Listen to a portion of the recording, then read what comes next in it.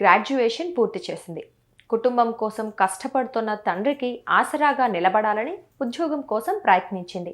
ఓ private కంపెనీలో ఉద్యోగం సంపాదించింది. కూతురికి ఉద్యోగం రావటంతో తండ్రి ఎంతో సంతోషపడిపోయారు. అయితే ఉద్యోగానికి వెళ్లిన మొదటి రోజే ఆమె తిరిగిరాని లోకానికి వెళ్లిపోవటంతో ఆ తండ్రి గుండెలవిసేలా రోదిస్తున్నారు. ఈ విచారకర సంఘటన దేశ ఆర్థిక రాజధాని ముంబైలో సోమవారం రాత్రి చోటు చేసుకుంది.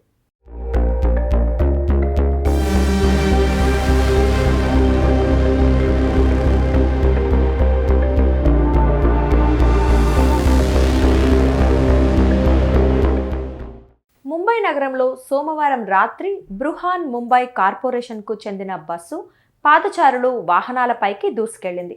ఈ ప్రమాదంలో 6 మృతి చెందగా 42 మంది వివిధ ఆసుపత్రుల్లో చికిత్స పొందుతున్నారు. మృతుల్లో 19 ఏళ్ల అమ్మాయి ఆఫ్రిన్ షా కూడా ఉంది. తొలి రోజు ఉద్యోగానికి వెళ్లిన ఆఫ్రిన్కు ఈ లోకంలో అదే ఆఖరి రోజు కావటం బాధాకరం. ఎన్నో ఆశలు ఆశయాలతో కొత్తగా ఉద్యోగంలో చేరిన తొలి రోజే తన కుమార్తె తిరిగిరాని లోకాలకు వెళ్లిపోవటంతో అబ్దుల్ సలీం షా బోరున విలపించారు.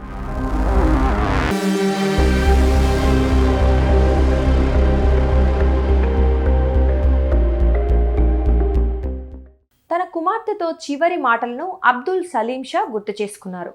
ఉద్యోగంలో చేరిన తొలి రోజు విధులు పూర్తి చేసుకున్న ఆఫ్రిన్ కుర్లా రైల్వే స్టేషన్కు చేరుకొని అక్కడి నుంచి రాత్రి 9:09 సమయంలో తండ్రికి ఫోన్ కాల్ చేసింది. శివాజీనగర్కు ఆటోలు దొరకటం లేదని చెప్పింది. దీంతో హైవేలో కొంచెం నడుచుకుంటూ వస్తే ఆటోలు ఉంటాయని అబ్దుల్ చెప్పారు. ఆ తరువాత రాత్రి 9:54 అబ్దుల్కు ఆఫ్రిన్ ఫోన్ నుంచి మరో కాల్ వచ్చింది. కానీ మాట్లాడింది ఆసుపత్రి సిబ్బంది. అర్జెంటుగా హాస్పిటల్కు రమ్మని చెప్పారు. కంగారు పడిపోయిన అబ్దుల్ వెంటనే హాస్పిటల్కి పరిగెత్తారు. అక్కడికి వెళ్లి చూస్తే కూతురు విగతజీవిగా పడి ఉండడం చూసి బోరున విలపించారు.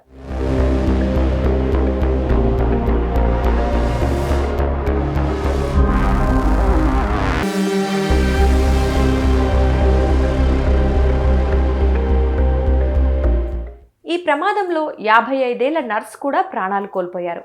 ఓ హాస్పిటల్లో నర్సుగా పనిచేస్తున్న కన్నీస్ అన్సారీ నైట్ షిఫ్ట్ చేయడానికి సోమవారం రాత్రి నడుచుకుంటూ హాస్పిటల్కి వెళ్తున్నారు. అదే సమయంలో బస్సు మీదకు దూసుకొచ్చింది. దీంతో అఫ్రిన్తో పాటు అన్సారీ కూడా ప్రాణాలు కోల్పోయారు.